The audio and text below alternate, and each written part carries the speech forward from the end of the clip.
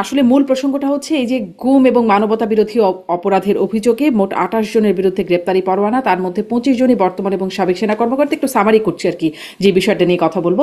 তার মধ্যে আমরা জানছি যে ১৫ জন এখন কর্মরত সেনাবাহিনীতে, একজন এলপিআরে আছেন, আর বাকিরা অবসরপ্রাপ্ত কর্মকর্তা। এটি আমরা মেজর জেনারেল হাকিমুজ্জামানের কাছ থেকে জানলাম।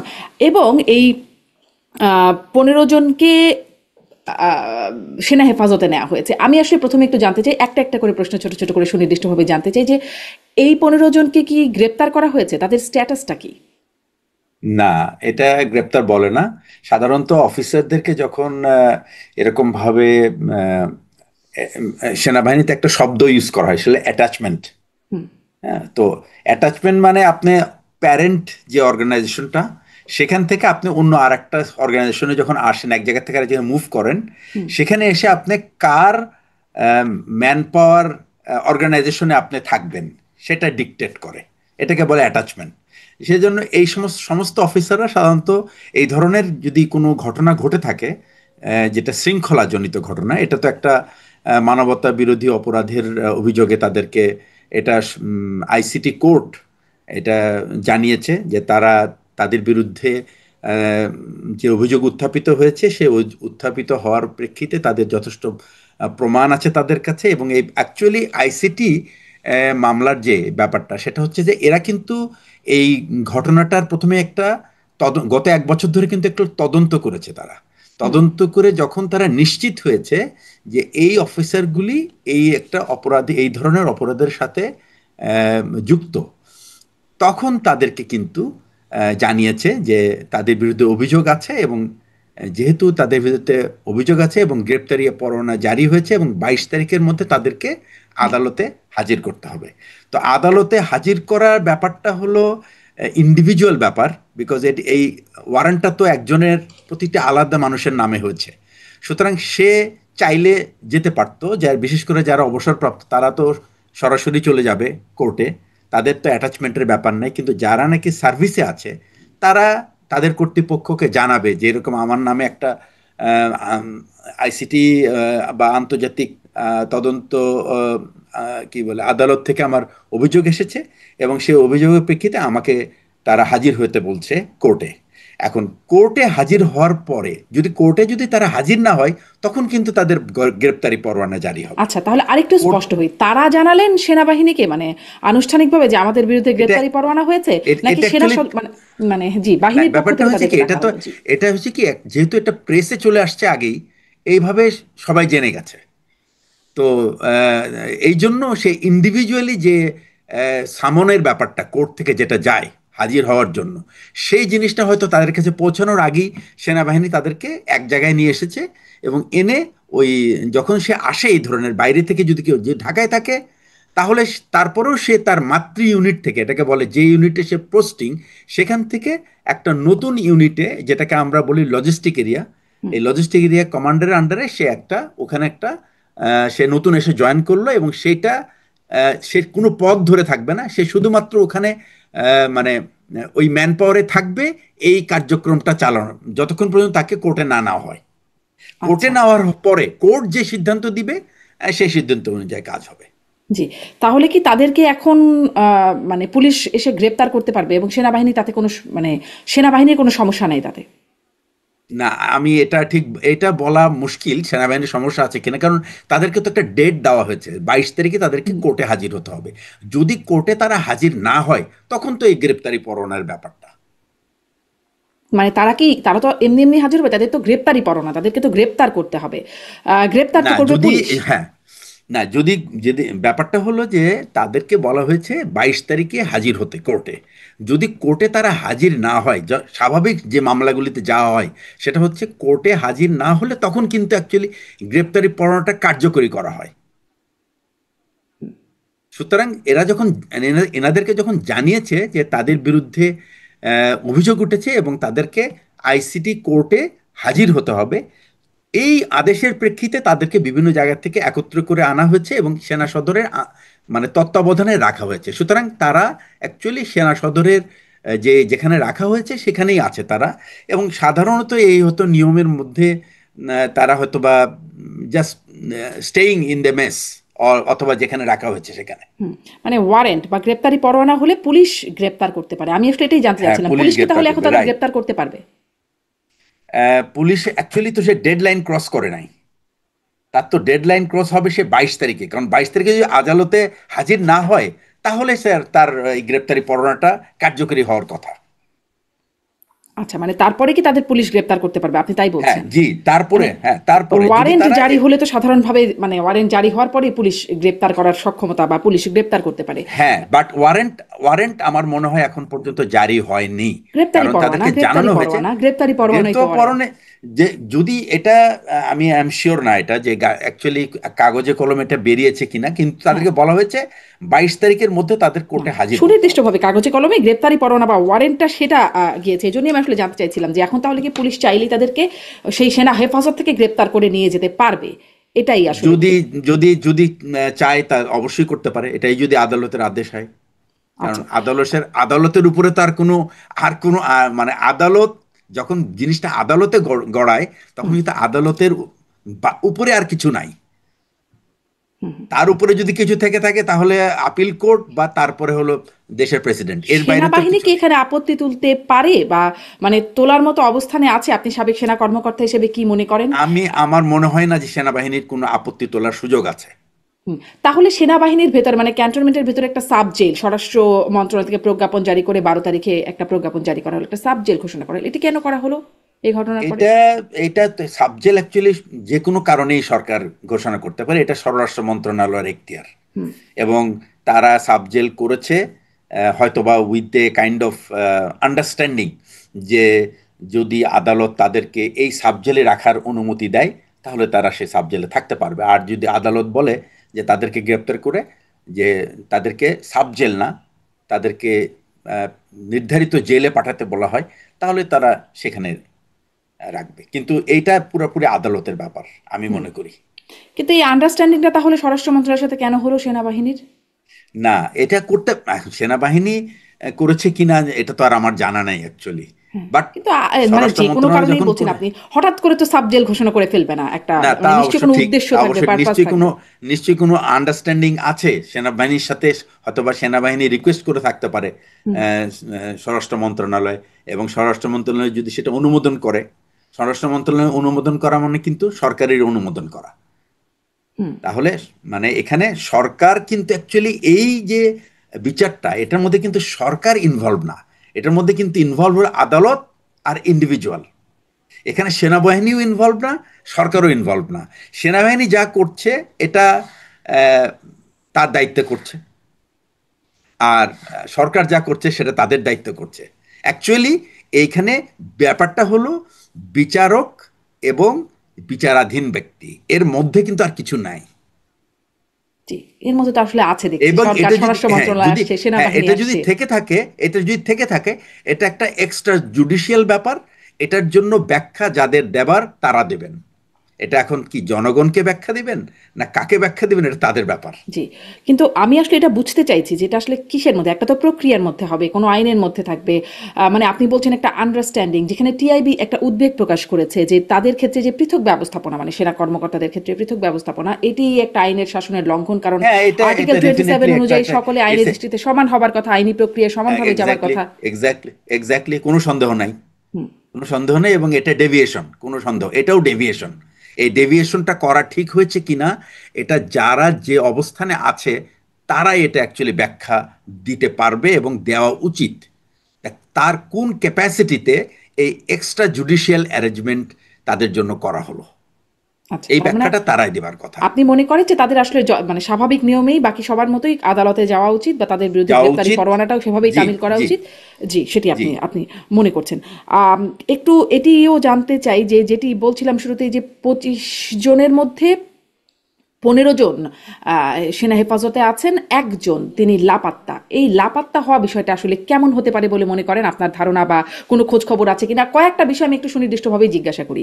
যে লাপাত্তা মানে আচ্ছা, কি এরকম যে তিনি পালিয়ে গেছেন, নাকি এরকম তাকে পালিয়ে রাখা হয়েছে বা পালাতে সহায়তা করা হয়েছে, যেমন 626 জনকে সেনাবাহিনী রেখেছিল প্রথমে একরকম নিরাপদে, সেরকম করে রাখা হলো, নাকি একরকম নাটক করার পরিকল্পনা? যেমন ধরেন, আমি শুনেছিলাম সাবেক স্বরাষ্ট্র উপদেষ্টা ব্রিগেডিয়ার সাখাওয়াতের কাছ থেকে আমার এই অনুষ্ঠানেই বলেছিলেন যে আনিসুল হক সাবেক আইনমন্ত্রী এবং সালমান এফ রহমানকে কিভাবে একটা নাটক মতো সাজিয়ে তাদেরকে সেনাবাহিনী হস্তান্তর করেছে, কিন্তু দেখানো হচ্ছে যে তারা পালিয়ে যাচ্ছেন একদম স্পিড বোটে করে, সেখান থেকে ধরা হলো। এরকম কোনো নাটক করার পরিকল্পনা, নাকি তাকেই গুম করা হলো? আসলে কি রকম ঘটনা ঘটলো? এখানে এখানে আমার একটা ব্যক্তিগত মতামত আছে। প্রথমত আমি আপনাকে ওই লাপাত্তার ব্যাপারটা বলি।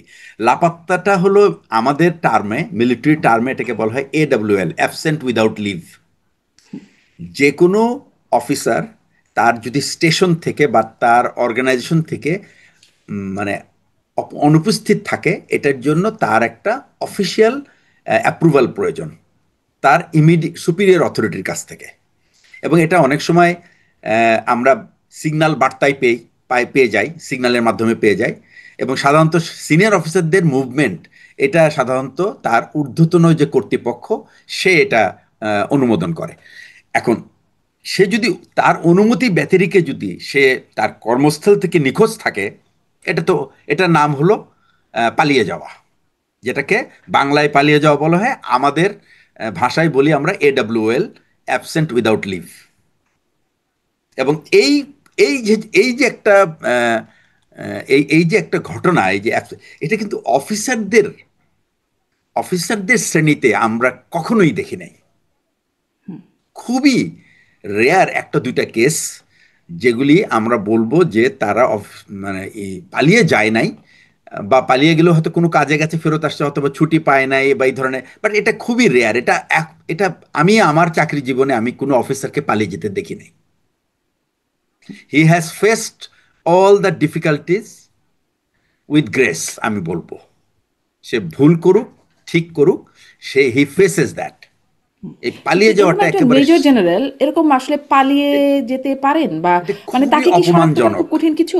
মানে কি মনে হয়, তাকে না, শনাক্ত করার শনাক্ত প্রক্রিয়া করার চলছে? মানে কোথায় আছেন? জি, না, খুঁজে বের শনাক্ত করার। করার প্রক্রিয়া আছে কিনা আমি জানি না। তারা এটা যদি শনাক্ত করতে হয়, সেটার উপর সিস্টেম আছে একটা। সেটা হচ্ছে যে আপনি পালিয়ে যাওয়ার একটা নির্দিষ্ট দিনের পরে, অর্থাৎ 90 দিন, 90 দিন পরে আপনি পুলিশকে জানাবেন, যে পুলিশের কাছে ওয়ারেন্ট পাঠাবেন আপনার পক্ষ থেকে। আপনি বলবেন যে আমি আমার সংগঠন থেকে এই লোকটা পালিয়ে গেছে, তাকে তুমি যেখানেই পাও গ্রেপ্তার করে নিয়ে আসো, আইনের আওতায়, আদালত বা আইনের আওতায় নিয়ে আসো। এটাই হলো তার কাজ। তো আমার মনে হয় যে অফিসারদের ক্ষেত্রে এই ধরনের ঘটনা আমার আমার এক্সপিরিয়েন্স, আমি 29 বছর ছিলাম আর্মিতে, আমি এটা দেখিনি কখনো। এই জি। এই এই এই এই 24 এবং 25-এ আমি দুটো ঘটনা দেখলাম। একটা হচ্ছে লেফটেন্যান্ট জেনারেল একজন পালিয়ে গেলেন, আর একজন হলেন এই মেজর জেনারেল পালিয়ে গেলেন। ইট ইজ সো, আমি জানি না এটার এটার প্রভাব সার্ভিং ব্রিগেড মেজর জেনারেল এবং লেফটেন্যান্ট জেনারেলদের উপরে কেমন পড়বে। আমি নিশ্চিত যে তারা এই পালিয়ে না যাওয়ার ব্যাপারে যত রকম আদেশ নির্দেশ সেনাবাহিনীতে দেওয়া হয়ে থাকে, যে সমস্ত নির্দেশ দেওয়া হয়ে থাকে, আমার মনে হয় না এই নির্দেশগুলি ভবিষ্যতে দেওয়ার মতো মানে নৈতিক অবস্থান এই পদবীর অফিসারদের আর থাকবে। আচ্ছা, মানে মেজর জেনারেল হাকিমুজ্জামান যখন ব্রিফ করছিলেন তখনও তিনি বলছিলেন যে তাদের আসলে এই প্রক্রিয়াতে, মানে আইসিটির এই প্রক্রিয়াতে তাদের মোরালে অবশ্যই এফেক্টেড হয়েছেন। মানে পালিয়ে যাওয়া সেটি নিশ্চয়ই আরও একটা এফেক্টেড হবার মতো বিষয়ে হয়ে ডেফিনেটলি, দাঁড়াচ্ছে। ডেফিনেটলি। আমি একটু বাকিদের ব্যাপারেও জানতে চাই, বাকিরা কোথায়? এই 15 জন এর খবর পাওয়া যাচ্ছে, বাকিরা কোথায়? 25 জন। বাকিরা তো আগের থেকেই অ্যাকচুয়ালি তারা তো ছিলেন এই 30 জনের মধ্যে। মেজর জেনারেল তারেক সিদ্দিকী উনি ছিলেন আমাদের বিগত প্রধানমন্ত্রীর নিরাপত্তা উপদেষ্টা। উনি তো পালিয়ে গেছেন সেই মানে 25 জন 5 আগস্টে। সেনা কর্মকর্তা, তারা যে পালিয়েছেন বা তারা যে অন্য কোথাও, সেটা তো জানি। হ্যাঁ, 25 জনের মধ্যে তো 15 জন এখানে, আর 10 জন হলো পলাতক। হ্যাঁ। তারা নাই, তারা তো অ্যাকচুয়ালি দেশেই নাই, বাকি 10 জন। আচ্ছা, তাহলে বাকিরা সবাই পলাতক। আর এই যে কর্মকর্তারা, তাদের সাথে আপনার কি মানে ব্যক্তিগতভাবে জানা শোনা, মানে চেনা জানা চাকরি হ্যাঁ, জীবন? আমার তো একজন, এদের মধ্যে একজন তো আমার স্টাফ অফিসার ছিল, খুবই জুনিয়র অবস্থায়। আর একজন আমার আমি যখন ব্রিগেড কমান্ডার তখন আমার G2 ইন্টেলিজেন্স ছিল। মানে সুতরাং দুইজনকে তো আমি খুব ভালো করে চিনি। তাঁরা আর আসলে বাকি কেমন, সবাইকে কেমন কর্মকর্তা, বা কেমন তাদের ব্যক্তিত্ব, চরিত্র, তাদের সম্পর্কে আপনি কিভাবে মূল্যায়ন করেছেন যখন আপনার চাকরি জীবন ছিল? আমার সাথে যখন চাকরি করেছে তখন তো তারা অনেক জুনিয়র ছিল, আহ, এবং আমি ওই সময় তো তাদের এই এই দিকটা আমার এক্সপোজড হয় নাই, যে তারা এই সমস্ত কর্মকাণ্ডে ইনভলভ হতে পারে বা আহ, এই ধরনের কর্মকাণ্ডে তারা জড়িত থাকতে পারে। এই বিষয়টা আসলে মানে অ্যাকচুয়ালি যখন মানুষ তার পেশাগত ধাপ অতিক্রম করে, তখন সে অ্যাকচুয়ালি আস্তে আস্তে নিজেকে চিনতে শুরু করে যে তার কি করা উচিত বা কি করা উচিত নয়। এই দায়িত্ববোধটা সেই ইন্ডিভিজুয়ালের।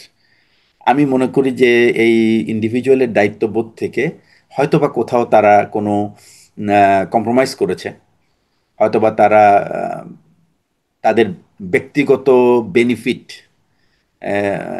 ব্যাপারটা তাদের কাছে প্রাধিকার পেয়েছে সংগঠন এবং দেশ এবং বিবেকের থেকে। এটা হতে পারে। এগুলি তো তো সবই একটা খুবই খুবই তো একটা মানে ইনট্যাঞ্জিবল রাদার কোয়ালিটি ইন্ডিভিজুয়ালের।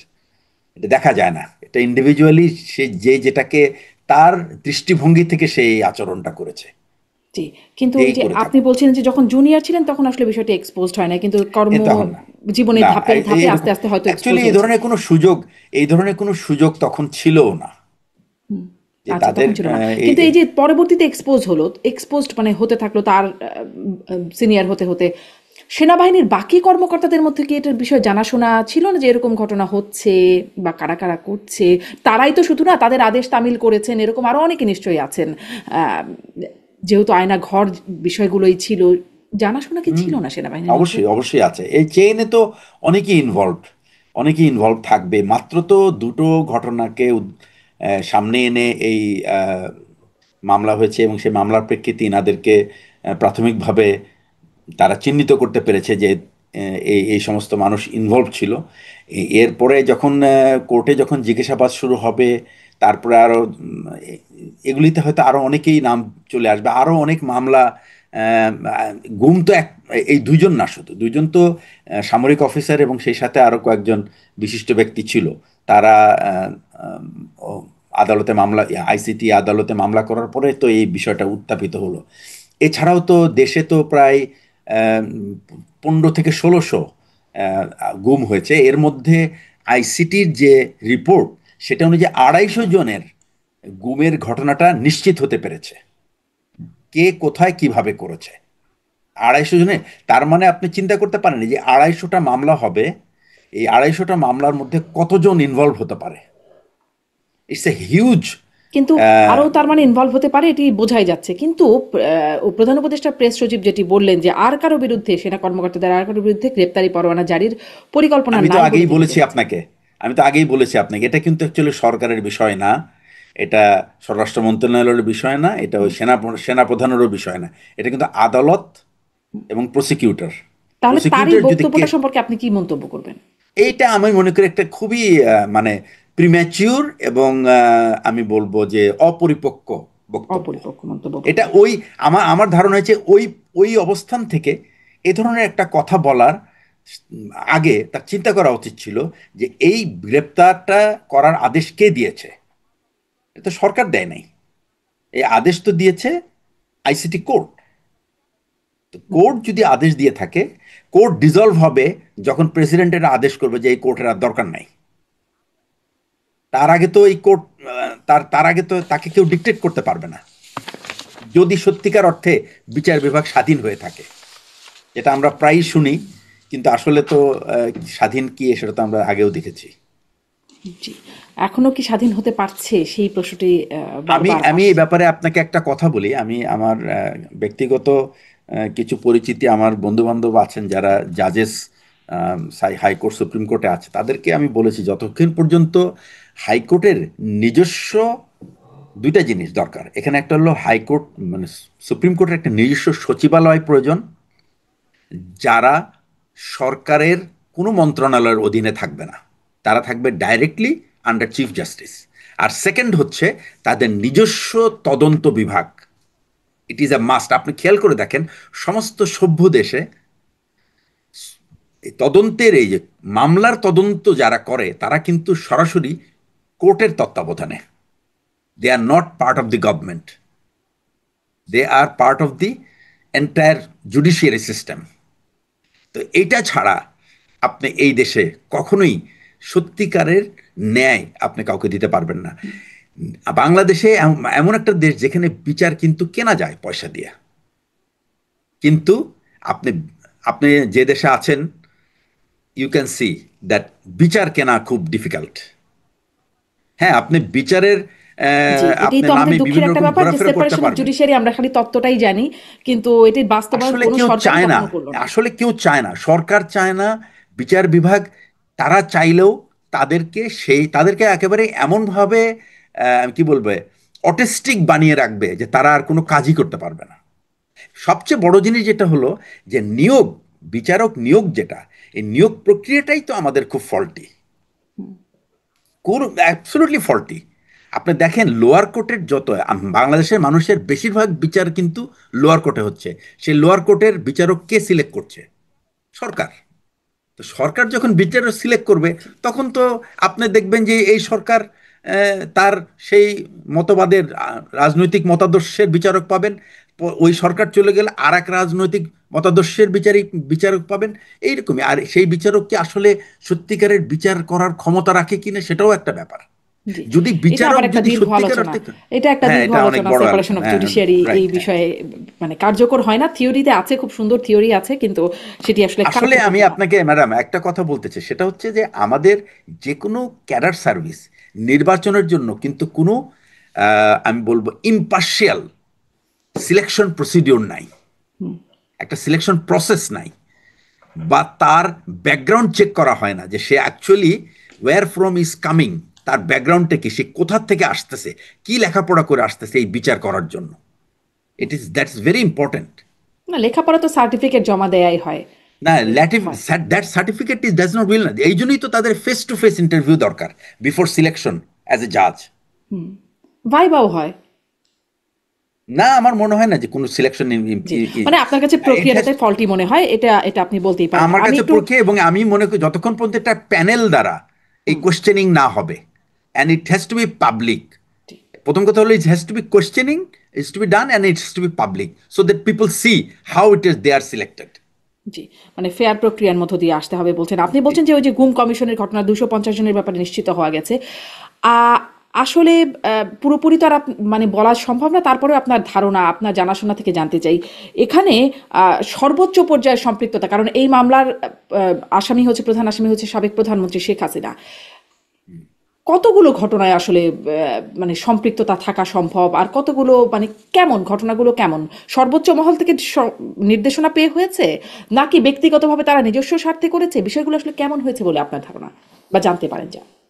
এটা একটা, আমার মনে হয় কি, এটা একটা combination, it's a combination of many thing.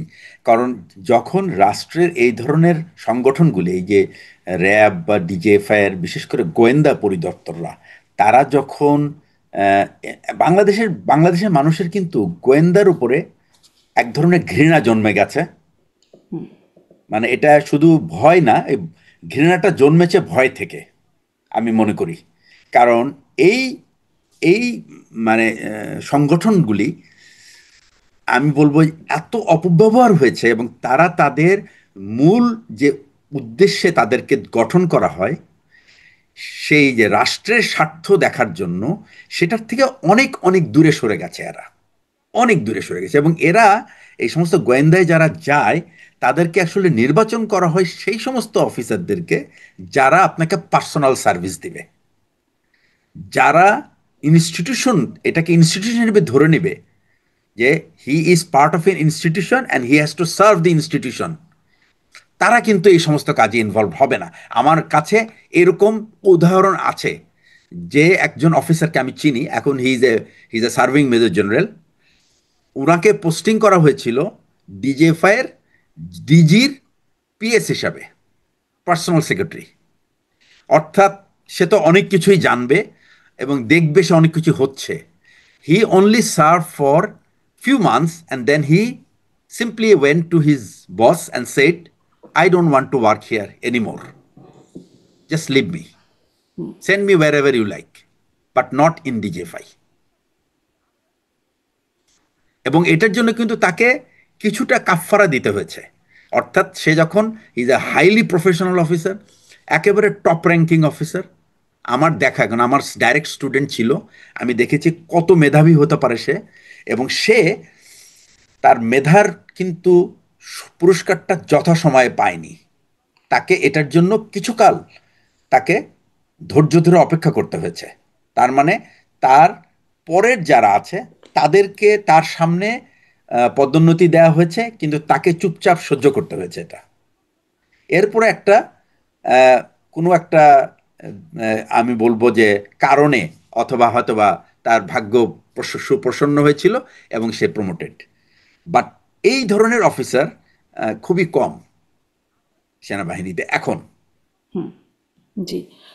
কম কেন সেই প্রশ্নটা তো থাকেই। সেনাবাহিনী আমাদের মানে এতদিন ধরে বলে আসছে, এখন অবশ্য সেনাবাহিনীকে প্রচুর গালাগালি করা হয়, কিন্তু গর্বের প্রতীক, সার্বভৌমত্বের প্রতীক, এরকম আমরা সবসময় বীর ইত্যাদি উপাধি দিয়ে দিয়ে সেনাবাহিনীকেও বিশেষায়িত করা হতো। এখন একদমই যাচ্ছে তাই গালিগালাজ, অশ্লীল গালিগালাজও করা হয় সেনাবাহিনীকে নিয়ে। কিন্তু আমি আমার এই মনে হয় প্রশ্নটা এটা আপনার কাছে আমি করতে মনে করি। চাই। জি। আগে একটু এটা শুনে নিই যে এই যে সেনাবাহিনীর ভিতরে জানা শোনা যে এরকম ঘটনা ঘটছে, তাহলে সেনাবাহিনী কেন নিজে থেকে কোনো ব্যবস্থা নিল না? আচ্ছা, 5ই আগস্টের পরেই কেন নিল না? এতদিন গেল, আহ, অভিযুক্তদের বিরুদ্ধে কোনো রকম তদন্ত ব্যবস্থা কেন হলো না? এটা আমি প্রথমে বলবো যে আহ, আমি এটাকে, আমি মনে করি যে এটা একটা অনেক বড়, অনেক বড় ভুল এই না নেওয়াটা। কারণ আমরা আমাদের চাকরি জীবনে দেখেছি যে অভিযোগ প্রমাণের প্রয়োজন হয় নাই। এই এই যে প্রমাণ করতে হয় না, এটার প্রচারণাই এক ধরনের শাস্তি। এই এই এই অভ্যাসটা বা এই এই এই ট্র্যাডিশনটা কিন্তু সেনাবাহিনীতে আমি অনেক দিন দেখেছি, এবং যেটা সেনাবাহিনীর অফিসারদেরকে সবসময় মানে রাইট ট্র্যাকে রেখেছে। হ্যাঁ, এর মানে এই না যে তখন সবাই তখন ফেরেশতা ছিল, এখন সবাই শয়তান হয়ে গেছে, তা কিন্তু না। তখনও দু একজন এরকম ছিল, এবং তাদের বিরুদ্ধে যথাযথ ব্যবস্থা নেওয়া হতো। কিন্তু এই যে গত 15 বছরে যে পচনটা ধরেছে এই এই এই এই এই বাহিনীর ভিতরে, যে বিভিন্ন বিভিন্ন জায়গায়, এইটা মানে আমি মনে করি যে যারা সহ্য করেছে তারা অনেক দায়ী, অনেক বড় দায়ী। আর সহ্য করে যারা এটার প্রতিকার করে নাই, তো যারা করেছে তারা তো দোষী। তাহলে আর এই যারা ব্যবস্থা এই নেওয়া বা সমস্ত, প্রতিকার নেওয়ার দায়িত্বটা কার ছিল? যদি বলি পদ ধরে ধরে কোন পদের মানুষের উচিত ছিল যে বা দায়িত্ব ছিল ব্যবস্থা আমি নেওয়া? তো মনে করি যে যেখানে যার দায়িত্ব ছিল সেটাই, মানে সেনা প্রধান যদি সর্বোচ্চ এই বাহিনীর প্রধান হয়ে থাকে, বা যে কোনো বাহিনীর প্রধান যদি সর্বোচ্চ প্রধান হয়ে থাকে, যেমন আমি আপনাকে একটা ছোট্ট উদাহরণ দিই বাহিনীর ব্যাপারে, যে প্রধানদের ব্যাপারে একটা উদাহরণ দিই। বিমান বাহিনী প্রধান 5ই আগস্টের পরেই বিমান বাহিনীর একটা অফিসারকে ডাইরেক্টলি দেশের, রাষ্ট্রের স্বার্থের বিরুদ্ধে অন্য একটা গোয়েন্দা সংস্থার পক্ষ হয়ে কাজ করার জন্য সে ধরা পড়ে যায়। তাকে সম্ভবত 14 বছর জেল জেল দেওয়া হয়েছে। এই একটাই কিন্তু যথেষ্ট হয়ে গেছে ওই মানে বাহিনীকে ঠিক করতে। কিন্তু দুঃখজনক হলো সেনাবাহিনী কিন্তু এই পদক্ষেপ নিতে ব্যর্থ হয়েছে, এবং এটাই হলো সবচেয়ে কষ্টকর ব্যাপার। তাহলে কি এই দায় সেনাপ্রধানের? যদি সে ঠিক সময় মতো ব্যবস্থা না নিয়ে থাকে তাহলে তো অবশ্যই। জি, এই দায় আপনি আহ, এখন কেন সে নেয় নেই, সেই সেই যুক্তি তার কাছেই আছে। কিন্তু আমি একজন একজন অবসরপ্রাপ্ত সিনিয়র অফিসার হিসেবে আমি এটা মেনে নিতে পারি না যে যে সেনাপ্রধান যদি জেনেও থাকেন যে তার অফিসাররা এই ধরনের কর্মকাণ্ড নির্ভর ছিল, অবশ্যই জেনেছেন, না জানার কিছু নেই, পুরো সেনাবাহিনী জানে, তাহলে আগের থেকেই উনি কেন এই ধরনের ব্যবস্থা, যে শাস্তিমূলক ব্যবস্থা বা যা নেওয়া দরকার সেগুলি কেন জি, নেন নাই? আপনি মনে করছেন সেনাপ্রধানের এই দায়িত্ব নেওয়া উচিত ছিল? আপনি বলছিলেন যে আগেও এরকম যে ঘটনা ঘটে নাই তা না, মানে গুমের ঘটনাগুলো আগে কি করে ঘটেছে বা গুমের কতটা ঘটনা আগে ঘটেছে? কখনো হয় না। জি। গুমের ঘটনা কখনোই ঘটে নাই কিন্তু নূর সেনাবাহিনীতে। খান লিটন গুম কমিশনের অন্যতম সদস্য, তিনি একটা প্রোগ্রামে বলছিলেন একটা লাইভ প্রোগ্রামে যে এইরকম ঘটনা, গুমের ঘটনা আগেও ঘটেছে। যেমন 70-এর দশকে মাসুদ নামের একজনের কথা বলছেন, যুবলীগের সম্ভবত তিনি তখন ছিলেন। তিনি বলছিলেন যে তাকে এরকম গুম করে ফেলা হল, এখনো পর্যন্ত তার লাশ বা তার অস্তিত্ব কোথাও পাওয়া 70-এর যায়নি। দশকের মানে ব্যাপারটা। তারপর থেকে 70 দশকের পর থেকে এটা চলমান, তারপরে হয়তো এই 15 হ্যাঁ, বছর সেটার এখন মাত্রা আমি আসি বেড়েছে। এই কথাটায়। আমি আপনাকে যে আজকে আমার এটা একটা লেখা আমি পাঠিয়েছি এক জায়গায় একটা পত্রিকাতে পাশ করানোর জন্য, এবং যে গত 15-16 বছরে এই যে সেনাবাহিনীর মানে দেশের যে বিভিন্ন গোয়েন্দা সংস্থাগুলির যে পতন ধরেছে, এই অধঃপতনের কারণ কি, কিভাবে হলো এটা।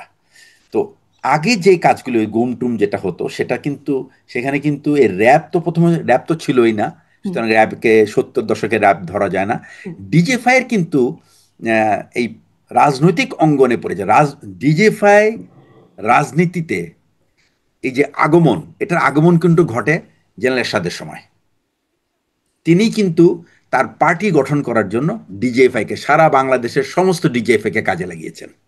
হ্যাঁ, এর আগে অনেকে বলতে পারে যে প্রেসিডেন্ট জিয়াউর রহমান তো প্রেসিডেন্ট থাকা অবস্থায়, সীমাবদ্ধন থাকা অবস্থায় উনি রাজনৈতিক দল গঠনের প্রক্রিয়া শুরু করেছেন। কিন্তু উনি রাজনৈতিক দল, তখন অবশ্য আমি ছাত্র, ইন্টারমিডিয়েটের ছাত্র, সুতরাং আমি অতটা বুঝতে পারবো না যে তাকে ডিজেফাই ব্যবহার করা হচ্ছে কিনা। তবে এটা আমি বুঝি, হয়তো উনার যে পার্টির নেতাদেরকে নির্বাচনের জন্য উনি হয়তোবা এই ডিজেফাই এর মতো বা এই ধরনের একটা গোয়েন্দা সংস্থা বা পুলিশের এসবির কে ব্যবহার করে থাকতে পারেন। কিন্তু জেনারেল এরশাদ যে ডিজেফাই কে ব্যবহার করেছে, এটা আমি তখন ইয়াং অফিসার, আমি দেখেছি যে ডিজেফাই অনেক শক্তিশালী, এবং তারা যে ফিডব্যাক দেয় বা যে সমস্ত নেতাদেরকে তারা ওই জাতীয় পার্টিতে ভেড়াতে চায়, বিএনপি থেকে ভাগায় নিয়ে আসতে হবে, এগুলি সব কাজ কিন্তু তার দ্বারা শুরু হয়েছে। এইখান থেকে কিন্তু এই জাতীয় ডিজিএফআই এর রাজনৈতিক, আভ্যন্তরীণ রাজনৈতিক ক্ষেত্রে বা অঙ্গনের দিকে তাদের কিন্তু দৃষ্টি এখান থেকে শুরু। তাই এই জানালাটা তখন খোলা হয়। হুম, সেই খোলা জানালার ব্যবহার কিন্তু করেছে বিএনপিও। বিএনপি যখন প্রথম ক্ষমতায় এসেছে, তারা কিন্তু এটা করেছে প্রেসিডেন্ট এরশাদের প্রতি যারা লয়াল ছিল বা সিম্প্যাথাইজ ছিল, তাদেরকে আইডেন্টিফাই করে এবং তাদেরকে সেনাবাহিনী থেকে আহ, অকালীন অবসর বা অনেককে বরখাস্ত করার। এরপরে বিএনপি কিন্তু 2001 থেকে 2006 কিন্তু ডিজিএফআই এই কাজটা করেছে। কিন্তু আমি বলবো যে এই দুইটা কাজেই কিন্তু এই যে পলিটিক্যাল পার্টি হিসেবে বিএনপি কে আমি বলবো যে, যদি আমি বলি দায়বদ্ধতা ধরি, তাহলে আমি বলবো বিএনপিকে আমি 30% রেসপন্সিবল করবো এবং 70% উইল বি ডিজিএফআই রেসপন্সিবিলিটি এই সমস্ত অফিসারদের চাকরি হারানোর পেছনে। কিন্তু 2000 এই 7-8 সালে যখন নাকি 1-11 শুরু হলো, এইখান থেকে কিন্তু ডিজিএফআই এর ক্ষমতা একটা অন্য লেভেলে চলে গেল। কি রকম, যে তারা দুজন প্রধানমন্ত্রীকে গ্রেপ্তার করলেন এবং মন্ত্রীদেরকে গ্রেপ্তার করলেন, যেমন খুশি তেমন মানে জিজ্ঞাসাবাদ করলেন, এবং বিভিন্ন রকম ব্যবসায়ী, সাধু ব্যবসায়ী, অসাধু ব্যবসায়ীদের কাছ থেকে কিন্তু তারা আহ, হুম, তারা মানে চাঁদা উঠানো শুরু করলেন, একদম বড় অ্যামাউন্টের।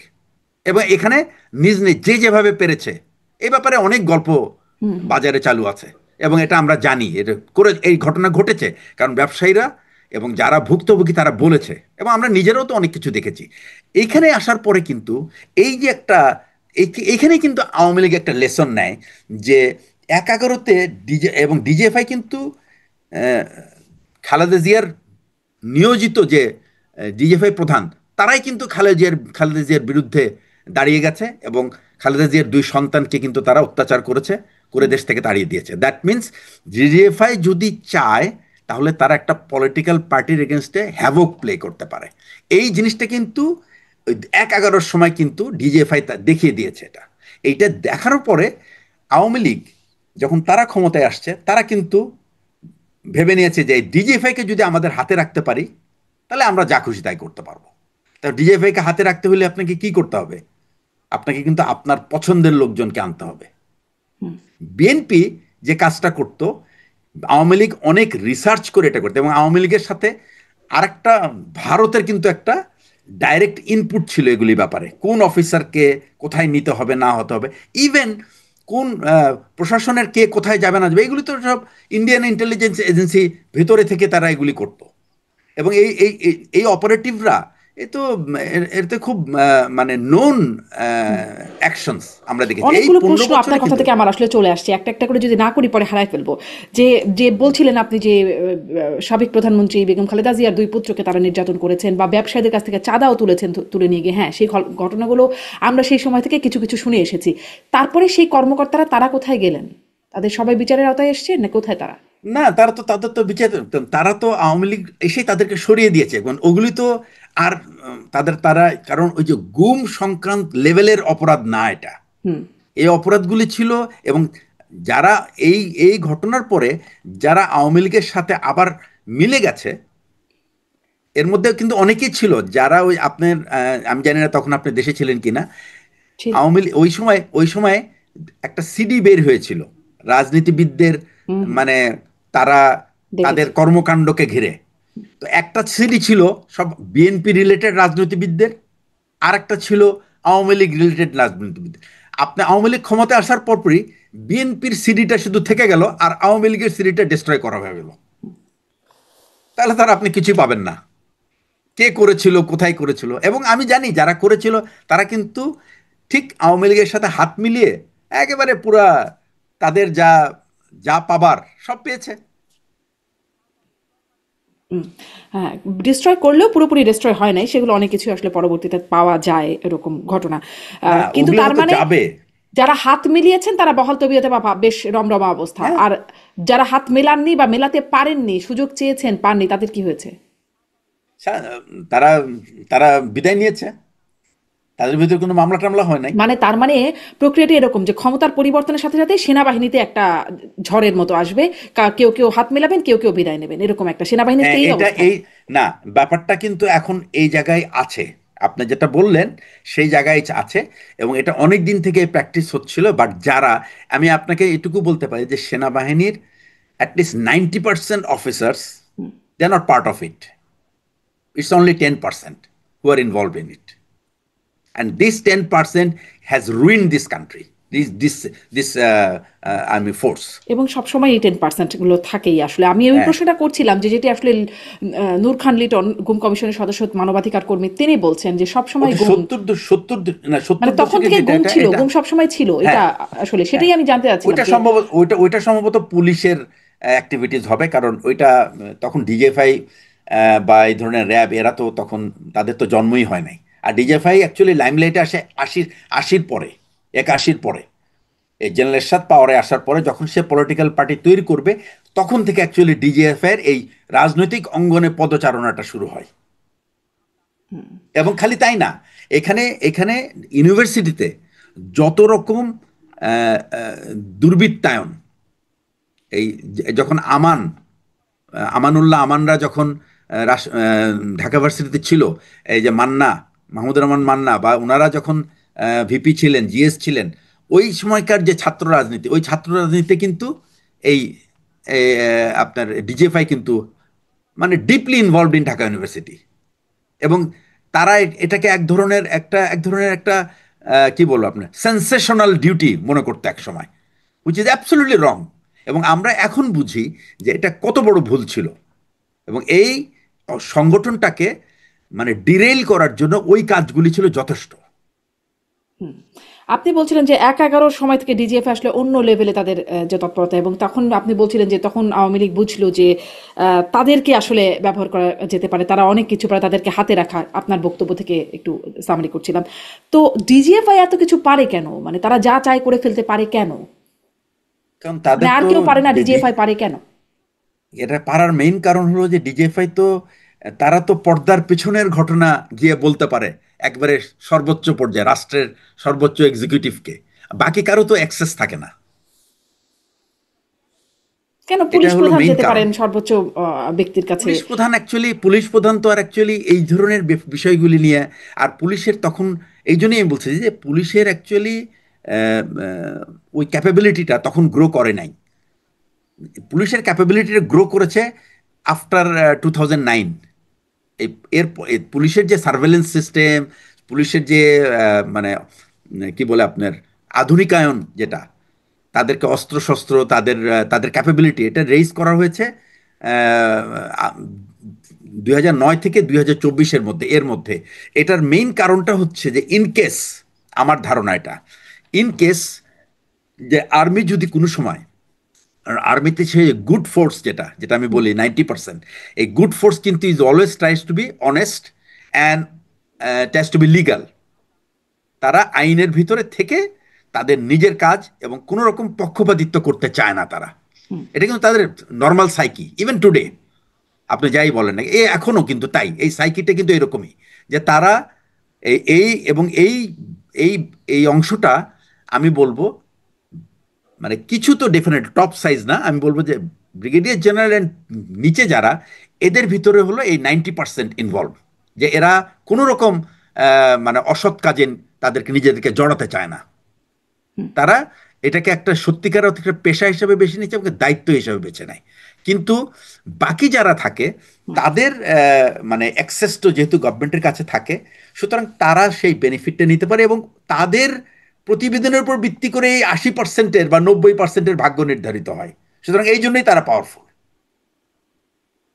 জি। এবং এখন আপনি যদি হিসাব নেন, আমি কিছুদিন আগে আমি একটা একটা কথা প্রসঙ্গে জেনেছি যে বাংলাদেশ সেনাবাহিনীতে যে সার্ভিং মেজর জেনারেল আছে, এদের মধ্যে সম্ভবত 70% comes from intelligence background. That means what, যে ওই যে 80%, 90% থেকে আসছে মাত্র 30%, আর 10% থেকে আসছে 30%, 70%, এই হলো অবস্থা। এই জন্যই তারা তাদের মানে ডিজিএফআইতে যারা যায় বা এই ধরনের গোয়েন্দাতে যারা যায়, তারা তাদের সাকসেস রেট হলো 100% ধরা হয়।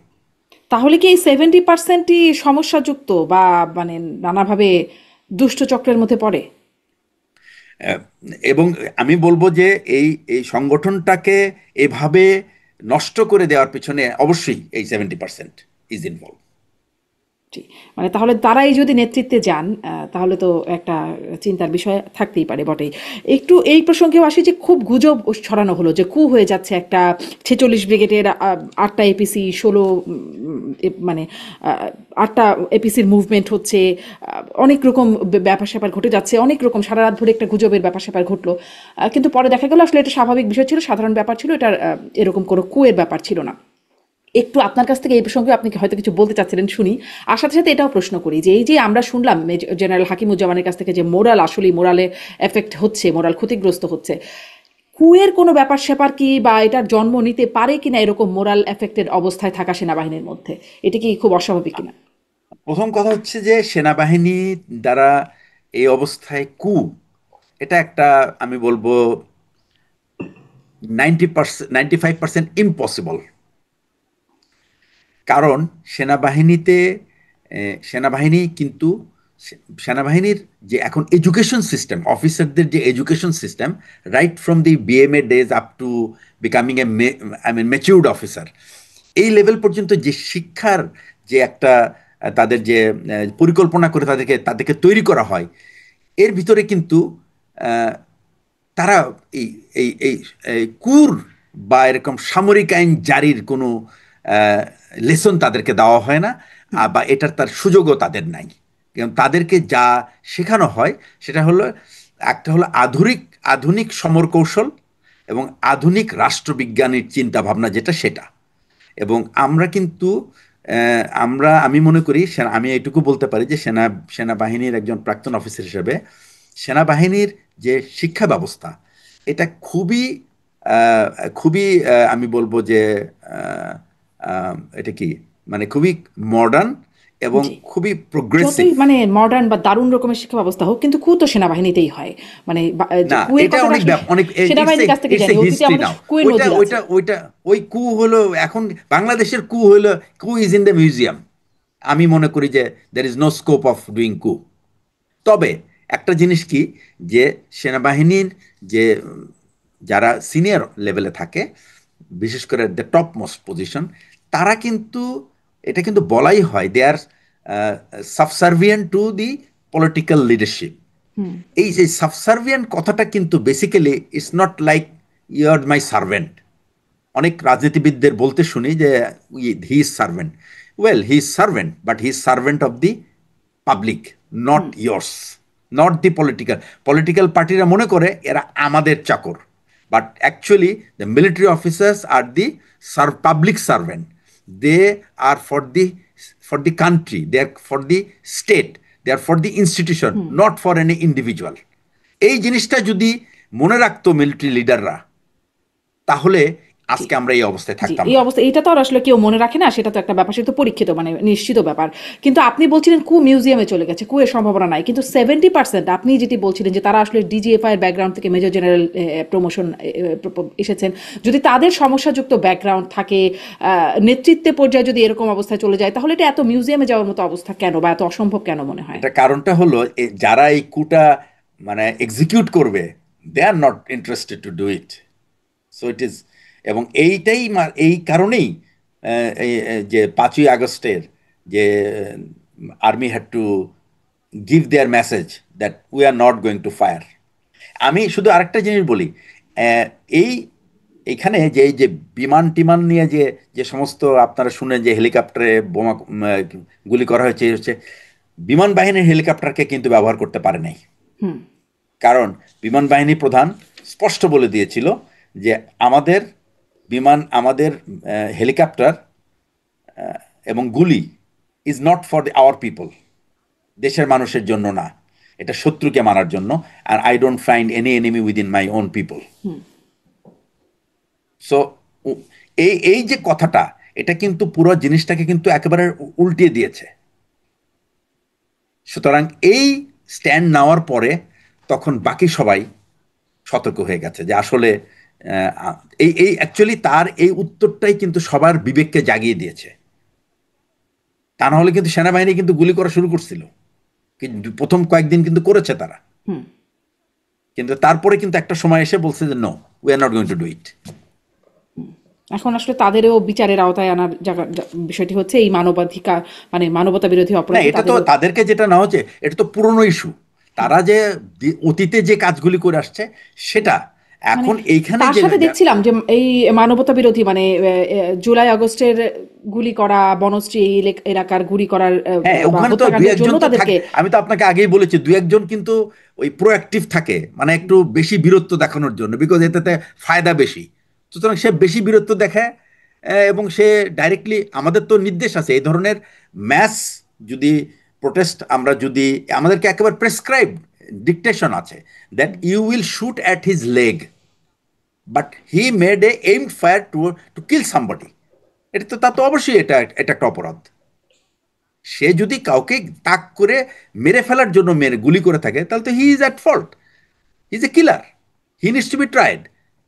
কিন্তু যারা ক্রাউড ছত্রভঙ্গ করার জন্য তাদের যে কাজ, প্রথমে একটা ওয়ার্নিং দেওয়ার কথা, তারপরে ওয়ার্নিং করবে, ওয়ার্নিং শট হলো কোথায়, পায়ে শট করবে, নট টুয়ার্ডস দি, যেখানে এমন কোথাও করবে না যেখানে মানুষ মারা যায়। তো ও তো এইম করে তাহলে মেরেছে, কি তারা তাই হবে। ব্যক্তিগতভাবে অতি উৎসাহিত হয়েছে, নাকি তাদের অবশ্যই, কমান্ডিং অবশ্যই, কোথাও থেকে কমান্ড এসেছে? অবশ্যই। একটা হলো কমান্ড এসেছে এবং সেই কমান্ডের তারা এক্সিকিউট করেছে, কিন্তু মানে কোনো তার তাকে কমান্ড করবে কারা, কে কমান্ড করবে, তার তো যে আপনি যাদের কথা বলছেন, এটা তো অ্যাকচুয়ালি বিজিবির যে একজন অফিসার, সে একটা ব্যাটালিয়ন কমান্ডার। প্রথম কথা হচ্ছে যে battalion commander do not fire, battalion commanders don't fire, they are not for firing at people, they give direction to others to fire. সে কেন ফায়ার করবে? এটাই তো তার সবচেয়ে বড় অপরাধ। তার তো হাতে অস্ত্র নেওয়ার কথা না, সে তো যাদেরকে দিয়ে কাজ করাবে তাদেরকে নির্দেশ দিবে, সে কেন মারতে যাবে? এটা তো এটাই তো সবচেয়ে বড় অপরাধ। তার তো মারার কথা না, ব্যাটালিয়ন কমান্ডার তো ফায়ার করে না, ফায়ার করা উচিত না যতক্ষণ পর্যন্ত এরকম সে আসলে কথা না ব্যক্তিগতভাবে কিন্তু আক্রমণ না করে, হয়। কথা না কিন্তু এই করে করলে এরকম। এখন, এই করলে তো এই মামলা, এই জন্যই সেই এখন he has to face the court. আচ্ছা, তাহলে আসলে ওই যে মানে সামনেও সেনাবাহিনীর ভূমিকা কেমন হবে সেটা একটা প্রশ্ন। কারণ এই যে তার করার কথা না কিন্তু করে।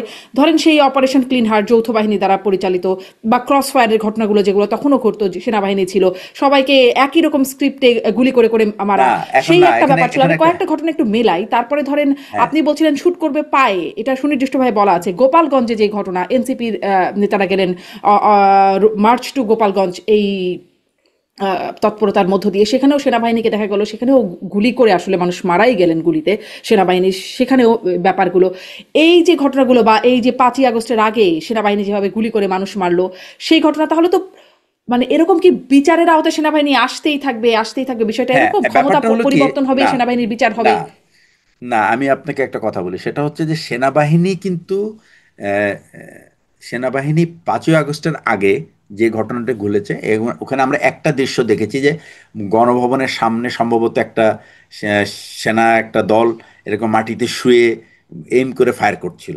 আমি জানি না ওই ওই ফায়ারের ফলে কেউ নিহত হয়েছে কিনা জানি না, এটা সম্বন্ধে আমার কোনো ধারণা নেই। বাট আমি যতটুকু বুঝি যে গোপালগঞ্জের কথাটা কিন্তু ব্যাপারটা কিন্তু পুরাই পুরাই প্রভোকেটিভ। এটাতে যেমন মিলিটারি প্রথমে একটু লিনিয়েন্স ছিল এবং সেই সুযোগে তারা এই কাজগুলি করেছে। আর হচ্ছে যে এনসিপি তো এই তাদের এই যাত্রাটাই ছিল প্রভোকেটিভ। তারা নে- মানে প্রয়োজনীয় প্রিপারেশন নিয়ে যায় নাই, বা তারা তাদের নিশ্চয়ই কোথাও কোথাও না কোনো কোথাও কোনো কোনো গ্যাপ ছিল এই আদেশ নির্দেশে, যার কারণে এই পরিস্থিতি হয়েছে। আর আচ্ছা, পলিটিক্যাল পার্টি যে আমাদের দেশে দেখেন আপনি, পলিটিক্যাল পার্টির যে আমাদের তো আশেপাশের দেশও আছে, সেখানেও তো ভায়োলেন্স আছে, পলিটিক্সে ভায়োলেন্স নাই তা না, কিন্তু এটা একটা এভরিডে ভায়োলেন্স না কিন্তু। আমাদের দেশের কিন্তু পুরো ব্যাপারটাই হয়েছে সব কিছুতেই একটা ভায়োলেন্সের একটা মানে ভায়োলেন্স দেখাতেই হবে। এটা না হলে কি আর মানে এটা তো আর প্রোগ্রাম হলো না, এটা তো আর পলিটিক্যাল প্রোগ্রাম হলো না। এই যে একটা মানসিকতা রাজনৈতিক নেতৃবৃন্দ থেকে, এটা কিন্তু আস্তে আস্তে তারা কিন্তু তাদের পরবর্তী প্রজন্মকে কিন্তু ছড়িয়ে দিয়েছে যে এরকম সুপার অ্যাক্টিভ বা এই ধরনের কোনো এখানে যদি কোনো গন্ডগোল না হয় বা কোনো যদি অতিরিক্ত কিছু না করা হয়, রক্তাক্ত কিছু না হয়, তাহলে কিন্তু এটার প্রোগ্রাম হলো না, এটা নিয়ে কেউ শুনবে না। এটা হলো এটা যেমন একদিক। আর যাদের এটা শোনার কথা তারা কিন্তু সময় মতো শোনে না, তারা কিন্তু নিজের থেকে খুঁজে বের করে না যে একটা মানুষ আন্দোলন করছে, আচ্ছা শুনি তার ব্যাপারটা কি, তার ভিতরে কি যৌক্তিক কিছু আছে কি আছে না। এই এই এই মানসিকতাটা কিন্তু আমাদের যারা রাষ্ট্র চালায় তাদের ভিতরে কিন্তু আপনি দেখেন গত এই 1 বছরে তারা কি কখনো চেষ্টা করেছে যে যারা দাবি দাওয়া করছে তাদের কথা শোনার জন্য কি কোনো অ্যারেঞ্জমেন্ট করেছে? জি, করে নাই কিন্তু। মানে সেটি রাষ্ট্রযন্ত্র বা রাষ্ট্র যারা চালায় তাদের মানে অনেক বড় মাপের মানুষের কথা। কিন্তু সেনাবাহিনীর কথা আমি যেটা জিজ্ঞাসা করছিলাম, তাহলে কি মানে আমি এটা প্রশ্ন করছিলাম যে ধরেন গোপালগঞ্জের যে ঘটনা ঘটলো বা বা ধরেন গোপালগঞ্জের ঘটনাটাই যদি বলি, যে সেটিও কি আসলে মানবতা বিরোধী অপরাধে সামনে ট্রায়াল হতে পারে? আমার এটা ওইটা কিন্তু তখন ওইটা কিন্তু মানবতা অপরাধের আওতায় না। হত্যা, কারণ ওইটা হত্যা। একটা না, হত্যা তো অ্যাকচুয়ালি হচ্ছে কি, ওটা তো আপনার একটা আন্দোলনকে দমা মানে তারা তো ভ্যান্ডালিজম করছিল, কারণ সে তারা কিন্তু প্রথমে এসে কিন্তু এবং বিনা কারণে কোনো উস্কানি ছিল না। কারণ পাঁচই হ্যাঁ, আগস্টের উস্কানি তো পরে আপনি কিন্তু বলছিলেন যে উস্কানি তো ছিল, শুরু থেকেই উস্কানি ছিল। উস্কানিতে হলো, উস্কানিতে ছিল যে যারা নাকি ওখানে একটা উদ্দেশ্য নিয়ে করছে তারা করছিল এবং তারা তো ধরা পড়েছে, তাদের অস্ত্রপাতি তাদের কাছে ছিল। আমার মনে হয় গোপালগঞ্জের ইস্যুটা is totally different, it is not like other. তাহলে কিন্তু এটাই আমি যদি আসলে এই হতো জন্যই প্রশ্নটা করছি, পরবর্তীতে এমন হবে না তো? আইনের যেমন একরকম উদ্দেশ্য যেটি দেখতে চাচ্ছে, সেরকম উদ্দেশ্য বাস্তবায়নের জন্য মানে হ্যাঁ, না আইনজ্ঞরা এটা ব্যাপারটা এটা হলো কি ব্যাখ্যা করছেন। আপনার আমি একটু এই প্রশ্নটা জন্যই করি, এই জন্যই প্রশ্নটা মানব একটু করি, না কারণ যে হ্যাঁ আইনজ্ঞরা যেভাবে বলেন। ব্যাখ্যা করছেন যে ও যেই সরি। কাঙ্ক্ষিত মানে উদ্দেশ্য সেটি বাস্তবায়নের জন্যই আইনটা পরিবর্তন করে ফেলা হলো।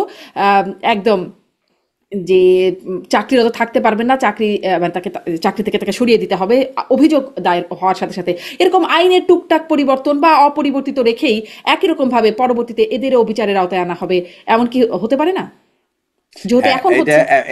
না এটা এটা এটা এটা সম্ভাবনা কম এই কারণে যে এই মামলাটা যখন হবে, হওয়ার পরে কিন্তু যদি এটা আইসিটি কোর্টে হয়, তাহলে কিন্তু তখন কিন্তু যদি কোর্ট মামলাটা নেয়, নেওয়ার পরে কিন্তু একটা প্রথমে কিন্তু তদন্ত হবে। এই যে মামলাটায় যে আজকে যে যে দুটো ঘটনার কারণে এত আলোচনা হচ্ছে চারিদিকে, এই মামলাটা কিন্তু হয়েছে, হওয়ার পরে কিন্তু একটা আহ, মানে একটা অনেক বড় তদন্ত, অনেক অনেক দিন ধরে কিন্তু তদন্ত হয়েছে, এবং এই সমস্ত অফিসারদের কিন্তু বারবার কিন্তু কোর্টে ডাকা হয়েছিল, হুম। আইসিটি কোর্টে ডাকা হয়েছিল, এবং তাদের কাছ থেকে বক্তব্য শোনা হয়েছে, তাদের ইনভেস্টিগেশন অফিসাররা তাদের সাথে কথা বলেছে এবং বিভিন্ন সাক্ষ্য প্রমাণ নিয়েছে। তারপরে কিন্তু তাদের বিরুদ্ধে ব্যবস্থা গ্রহণের কাজ শুরু হয়েছে।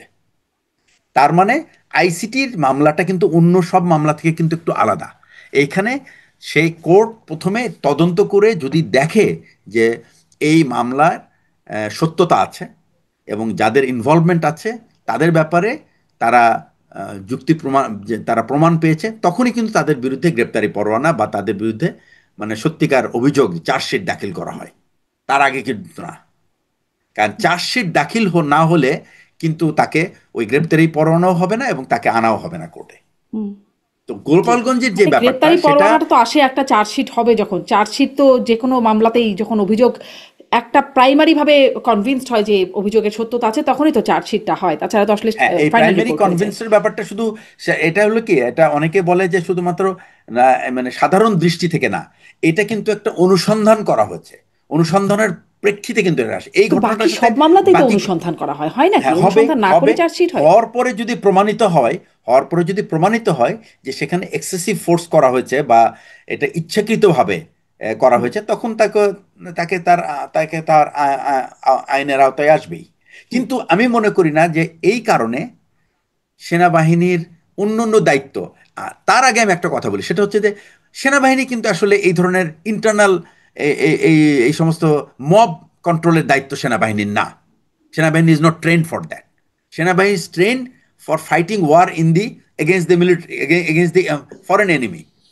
আমাদেরকে কেন এখানে ব্যবহার করা হয় বা সেনাবাহিনীকে কেন ব্যবহার করতে হয়, আর সেনাবাহিনী বা কেন এটাকে মেনে নেয়? সেনাবাহিনী তো মানাই উচিত না সে তো। আমার কথা হচ্ছে যে সেনাবাহিনীকে যদি এই কাজটা করতে হতো, সেনাবাহিনীর যে অরিজিনাল কাজ সেটা কে করবে? সেটা তো আর পুলিশ করতে পারবে না, সেটা তো সাধারণ মানুষ করতে পারবে না, সেটা তো আনসার করতে পারবে না, ওটা তো আর্মি কি করতে হবে? তাহলে আর্মি আসলে তার কোন কাজে সে ফোকাস করবে সেটা তাকে বলতে হবে আগে। এই বলাটার যে সাহস, সেনাবাহিনী তো আমি মনে করি সব প্রণোদিত হয়ে গেছে, এটা উচিতই হয় নাই যাওয়া। তাদের বলা উচিত ছিল we are not here for this reason, sorry we cannot do this job. কেন এবার এটা বলেন তো, দেখো বলারও একটা, ম্যাজিস্ট্রেসি পাওয়ার দিয়ে তাদেরকে তো রাস্তায় মানে মাঠে নামানো আছে। Which is not right, absolutely not right. আমি এটা মোটেই সমর্থন করি না। আমার কথা হচ্ছে যে পুলিশ, বাংলাদেশ পুলিশ আছে না, পুলিশের যদি 1 লাখ লোক দিয়ে যদি না হয়, তা আরো 50,000 নিক, তারা নেয় নাই কেন? তারা 1 বছরের কোনো রিক্রুটমেন্ট করে নাই কেন? কারণ আপনি জানেন এই রিক্রুটমেন্ট সব এনাদেরকে করতে দেয় নাই, কারণ এটার মধ্যে অনেক ব্যবসা আছে। সেই জন্য রাজনৈতিক দলরা চায় না যে ভাই পুলিশ এখন নিয়োগ হোক। এগুলো নিয়োগ টিয়োগ তো অনেক ব্যবসা বাণিজ্যের ব্যাপার, এগুলো এখন কেন নিয়োগ হবে? তাহলে তো হয়তো ব্যবসা পাবে না, তারা অন্য কেউ নিয়ে যাবে। এটাই হলো আসল কথা। মানে ব্যবসাটা তার ও জন্য ও না করে পুলিশকে, আমি করি, আমি না করে সে করুক, এই হ্যাঁ একটা, হ্যাঁ এই রাইট। একটা ব্যবস্থায়, এই একটা ব্যবস্থায় রয়ে গেল। একটু এখানেও আসি যে 25শে ফেব্রুয়ারি এবছরই সেনাপ্রধান বলেছিলেন যে পুলিশের কথা আপনি বলছিলেন, তাই প্রসঙ্গটা আনছি, যে পুলিশ কাজ করছে না কারণ তাদের অনেক সদস্য জেলে, RAB, BGB, DGFI, NSI panic, বিভিন্ন দোষীদের বিচারের আওতায়, বিভিন্ন দোষারোপ, গুম, খুন ইত্যাদি তদন্ত চলছে। অবশ্যই দোষীদের বিচারের আওতায় আনতে হবে, কিন্তু এমনভাবে কাজটা করতে হবে যেন এই অর্গানাইজেশনগুলো আন্ডারমাইন্ড না হয়। এই অর্গানাইজেশনগুলোকে আন্ডারমাইন্ড করে যদি মনে করেন দেশে আইন শৃঙ্খলা, শান্তি শৃঙ্খলা বিরাজ করবে, আপনারা সবাই শান্তিতে থাকবেন, সেটা সম্ভব না। আমি আপনাদের পরিষ্কার করে বলে দিচ্ছি। আমি কোট করলাম সেনাপ্রধানকে 25শে ফেব্রুয়ারির আচ্ছা, বক্তব্য। এখন আমি আপনাকে বলি এটার আন্ডারমাইনটি উত্তর। করা হলো এই প্রক্রিয়ার মাধ্যমে। না, আন্ডারমাইন করা হয়নি, এটা সেনাবাহিনী কমপ্লিটলি একটা মিসকোট করেছেন। I do not agree with his his this part. সেনাবাহিনীতে যখন 25শে ফেব্রুয়ারি যখন হলো, উনি যখন এই কথাটা বললেন, 25শে ফেব্রুয়ারি মানে কি, তখন অলরেডি কিন্তু 6 মাস পার হয়ে গেছে। হুম। বাংলাদেশের সরকার, তারা যদি মনে করে যে তাদের পুলিশ বাহিনীতে অনেক অপরাধী আছে এবং অনেকে পলাতক আছে, তাদের জন্য সময় হলো সেই 90 দিন। এরপরে কিন্তু তারা রিক্রুটিং করে করে সরাসরি তারা নতুন লোক নিয়োগ দিতে পারতো। তা না হলেও বাংলাদেশে 10 লক্ষ আনসার আছে এবং হুম। এই আনসাররা কিন্তু ভেরি ওয়েল আর্ন। এদের ব্যাটালিয়ন আছে সম্ভবত 30 বা 35টা ব্যাটালিয়ন আছে, এবং এই সমস্ত আনসার ব্যাটালিয়নকে নিয়ে আমি ব্যক্তিগতভাবে সেনাবাহিনী এবং হিলট্র্যাক্সে আমরা অনেক অপারেশন করেছি, এবং তারা যথেষ্ট মানে যোগ্য এই সমস্ত কাজের জন্য। এবং তাদেরকে দরকার হলে একটা ক্র্যাশ প্রোগ্রামে বাংলাদেশের বিভিন্ন জায়গায় বা পুলিশের যত ট্রেনিং সেন্টার আছে সেই সমস্ত ট্রেনিং সেন্টারে তাদেরকে ট্রেনিং দিয়ে তারা জি পুলিশে আত্মীকরণ করতে জি পারতো, তাহলে করে একটু এই সংক্ষিপ্ত করে সমস্যা। বিষয়টাকে, তাহলে কি আপনি মনে করেন যে এটি সরকারের ভুল সিদ্ধান্ত সেনাবাহিনীকে ম্যাজিস্ট্রেসি পাওয়ার অবশ্যই, দেওয়া এবং অবশ্যই। সেনাবাহিনীর মেনে নেওয়া এটি? আমি এটাকে অবশ্যই ভুল সিদ্ধান্ত মনে করি। সেনাবাহিনীর এই দায়িত্ব এখন কি হয়েছে জানেন, সেনাবাহিনী না করছে এই কাজ, ম্যাজিস্ট্রেসি পাওয়ারটা ব্যবহার করছে না কোনো, সে তারা শুধু তাকেই তাকেই দেখতেছে। এবং আমি দেখলাম কিছু কিছু ভিডিওতে মানুষজন মারামারি করতেছে করতেছে, সে সে জাস্ট এক পিক আপের ভেতর বসে থেকে দেখতেছে, আর মজা দেখতেছে। এটা তো this is not a, police তো এইভাবে একটা একটা আর আরেকটা জিনিস আমি আপনাকে বলি, রাষ্ট্র যখন দেখে যে এইরকম অনাচার মানুষের ভিতর চলছে, রাষ্ট্রের কিন্তু একটা দায়িত্ব আছে সব লেভেলের মানুষকে এডুকেট করা, how not to be violent. Violent হইলে কি কি অসুবিধা হয় আপনি আমাকে বলেন। বাংলাদেশে তো প্রায় 20-25টা টিভি চ্যানেল আছে, কোন চ্যানেলে আপনার রাষ্ট্র এই ধরনের কোনো প্রোগ্রাম নিয়ে আসছে? বা প্রত্যেক দেশেরই প্রাইভেট চ্যানেলেও কিন্তু রাষ্ট্রের মেসেজ কিন্তু কনভে করা হয়। আপনি আমাকে বলেন, রাষ্ট্র কি কোনো মেসেজ এ পর্যন্ত এই গত 1 বছরে দিয়েছে মানুষকে সহনশীল হওয়ার জন্য, ধৈর্য ধরার জন্য, বা তাতে দাবি দেওয়া কি কিভাবে করবে? ওই না একদিনের মানে একটা প্রেস এটা তো করে নানান শেষ। রকম বিবৃতি দিয়ে বলা হয়েছে বিভিন্ন সময়, কিন্তু এই বিবৃতিতে তো আর বিবৃতিতে কাজ কাজ হয় না। হয় না, বিবৃতিতে কাজ হয়, তার মানে বিবৃতি যদি কাজ না হয় তাহলে তাকে তো চিন্তা করতে হবে যে কি করলে কাজটা হয়। জি, মানে তারা যে চিন্তাটা করেছিল সেটি খুব ইফেক্টিভ না এবং সেটি অযৌক্তিক বা অনুচিত হয়েছে বলে আপনি মনে করছেন, মানে সেনাবাহিনীকে ম্যাজিস্ট্রেসি পাওয়ার হুম, দেয়া। আমি আর একটা একটু ছোট করে দুটো বিষয় একটু শুনে নিই। এই যে নূরের উপর নুরুল হক নূরের উপরে তখনও আমরা দেখলাম সেনাবাহিনীর সদস্যকে তাকে বেদম প্রহার করতে, তারপরে একটা তদন্ত কমিটিও গঠন হলো, বিচার বিভাগীয় তদন্ত কমিটি, সেটিও একরকম, সেটিরও মানে রিপোর্টটি একরকম লাপাত্তাই, তা সেটাও দেখা যাচ্ছে না, জানা যাচ্ছে না কি হচ্ছে সেখানে। সেনাবাহিনী তখন একটা বিবৃতি দিয়েছিল আইএসপিআর, তখনও সেই ঘটনাটা কেন ঘটেছে তার পক্ষে জাস্টিফিকেশন সেনাবাহিনী দিয়েছে। মানে এটিও কি ব্যবস্থা নেবার মতো একটা বিষয় না, নূরকে যেভাবে পেটানো হলো? এখানে আমি প্রথম কথায় আসি। সেনাবাহিনীর যদি কোনো পলিটিক্যাল উইল থাকে বা পলিটিক্যাল ডিজায়ার, যে কোন পার্টি আসুক না আসুক, কে আসলে ভালো হয়, কেমন, দ্য মোমেন্ট সেনাবাহিনীর নেতৃত্বের মধ্যে মগজে এই জিনিসটা ঢুকে যায়, ফ্রম দেন অনওয়ার্ডস সে morally he does not deserve to be on that stage, on that particular post. Military leaders are not to expose their political desire, যদি থাকেও কিছু মনে মনে এটা লুকিয়ে রাখার কথা। কিন্তু সেনাবাহিনীর দেখবেন আজকাল বিভিন্ন রকম বক্তব্য এবং বিভিন্ন রকম অ্যাকশনস, এটা কিন্তু খুব রিফ্লেক্ট করে যে তারা কি চায়, তাদের মনের কি খায়েশ, এটা কিন্তু এখানে বোঝা আসলে যায়। তাদের কি মনের খাস বের হলো নূরকে পেটানোর মধ্যে দিয়ে? বিভিন্ন রকম মনের খায়েশ আছে। যেমন? যেমন আপনি দেখলেন তো কিছুদিন আগে আপনার ওই যে দুই এনসিপির দুইজন নেতা, তারা বলল যে এরকম তাদেরকে ডেকে এটা নিয়ে তো অনেক দিন হইচই হলো যে আওয়ামী লীগকে তোমরা ইনক্লুসিভ ইলেকশন করো। তো এই ডিফাইন করো। ইনক্লুসিভ ইলেকশন, আমার পয়েন্টটা হচ্ছে যে সেনাবাহিনী একটা রাষ্ট্রের নিরাপত্তা বাহিনী এবং তার যে কোনো কথা, ইট হ্যাজ অ্যান ইম্প্যাক্ট। তো যদি আমি জানি যে এই কথাটা বললে people are likely to misread me, why should I talk? I keep mum. আমি কেন একটা ইন্ডিভিজুয়ালকে, রাজনৈতিক নেতাকে ডেকে আমি তার সাথে গল্প, আমার তো আই হ্যাভ নো, আমার তো কোনো, I have no business with him. My business with the government, not with political party. বাংলাদেশের সেনাবাহিনীকে এই পলিটিক্যাল পার্টির সাথে আলাপ আলোচনা, দেখা সাক্ষাৎ, এইটা বাদ দিতে হবে। এটা যদি বাদ না দিতে পারে তাহলে এটা সব সময় এর গায়ে কিন্তু সবসময় আপনি না চাইলেও দেখবেন যে গায়ে একটা নোংরা লেগে যাবে।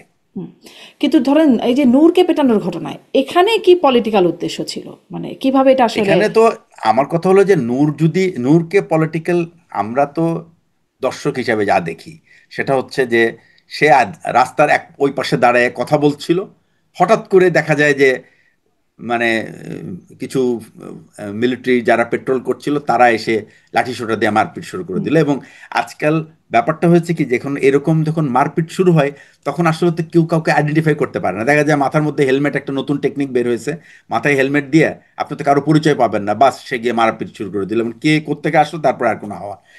মাঝখান থেকে। তো পুরো ব্যাপারটাই কিন্তু একটা, এটাও একটা প্রভোকেশন। নূর যেরকম প্রভোকেট করেছে, হুম সে বলতেছে আমি তো রাস্তার ওই পারে ছিলাম, আমি তো জাতীয় পার্টির হুম ওইদিকে যাই নাই, তাহলে আমাদেরকে কেন এরকম করে মারলো? এখন জাতীয় পার্টি বলছে যে তারা ওখানে মিটিং করছে। জাতীয় পার্টির আসলে মিটিং করার মতো সাহস পাওয়ার কথা না। জাতীয় পার্টি যা করেছে, সেই সাহস যারা দিয়েছে তারাই এই এটার মধ্যে ইনভলভ ছিল। এখন এই জন্যই বলি, যখন আপনি মিলিটারির একটা ডিজায়ার হয়ে দাঁড়ায় যে ঠিক আছে আমি তো অমুককে পারছি না, তো আরেকজন এ কে পারছি না, তো বি কে লাগাই, দেখি তাকে দিয়ে এর কাজটা করানো যায় কিনা। এই ধরনের যখন ডিজাইন মাথার মধ্যে খেলতে থাকে, হুম। তখনই এই ধরনের অহেতুক কিন্তু সাহস বিতর্ক পাবার তৈরি কথা হয়। না কেন, মানে জাতীয় পার্টির সাহস পাবার কথা না কেন? মানে সাহস যেহেতু 5ই আগস্টের পরে আমরা জানছি যে আইনের শাসন প্রতিষ্ঠিত নাকি হবে, এরকম আশা নাকি হলো, তো তারা একটা, এখন হ্যাঁ, তারা একটা ভ্যালিড রাজনৈতিক দল, তারা কেন তাদের সমাবেশ করতে ভ্যালি পারবে না, তারা রাজনৈতিক, কথা বাট বলবে না? তারা যে অপকর্মটা করেছে, হুম। তারা তো এই মানে একনায়কতন্ত্র, মানে করেছে, বুকে কিন্তু তারা চেপে তো এখন ধরার জন্য। আইনগতভাবে তারা বৈধ দল, তারা একটা হ্যাঁ, বৈধ দল। বৈধ, তারা কিন্তু তারা এইটার জন্য সভা তো সমাবেশ করবে, এইটার সাহস এই কেন এই পাবে যে, না? না, এটা হলো স্বৈরাচারের সহযোগী। হ্যাঁ। স্বৈরাচার যদি ইনু এবং রাশেদ খান মেননকে যদি জেলে নেওয়া হয়, তাহলে জাতীয় পার্টির লিডারশিপ তারা তো সবই খেয়েছে। হুম যে পার্টির লিডার ভারত থেকে ফেরত এসে বলে যে আমি ভারতের অনুমতি ছাড়া কিছু, ও বরং ভারতে যে রাজনীতি করা হচ্ছে, ও তো বাংলাদেশের রাজনীতি করাই উচিত না। সে তো বাংলাদেশের না, রাজনীতি করার সেই অধিকার রাখে না। সমালোচনাটা টিভি স্ক্রিনে আপনি করতেই পারেন বা আমিও করতেই পারি, খুব জোর গলায় করতে পারি, কিন্তু মানে আমি যদি বলি আইনের শাসনের কথা, তাহলে রাস্তায় তারা কেন সভা সমাবেশ করতে পারবে না? তাদের তো কোনো হ্যাঁ, মানে না মানে রাজনৈতিক নিষেধাজ্ঞা না আইনগত কোনো নিষেধাজ্ঞা রাইট। আছে। রাজনৈতিক সমাবেশ করতে, সে তো সমাবেশ করার জন্য তো তাকে কেউ বাধা দেয় নাই। হুম তাকে সমাবেশ করার জন্য কেউ বাধা দিয়েছে? নূর নূর তো তারা প্রতিবাদ জানিয়েছে, তারা তো বাধা দেয় নাই। হুম তারা তো প্রতিবাদ, তারা তো বলে নাই যে তোরা বাইরে হয়ে যা। হুম। তারা মানে আপনি প্রতিবাদ বলছিলেন সাহস জানিয়েছে। পায় কোথা থেকে, মানে সাহসটা পাবে না কেন তারা? পাবে না বিকজ তারা তো সহযোগী, তারা স্বৈরাচারের সহযোগী, সেই জন্য তাদের পাওয়া উচিত না।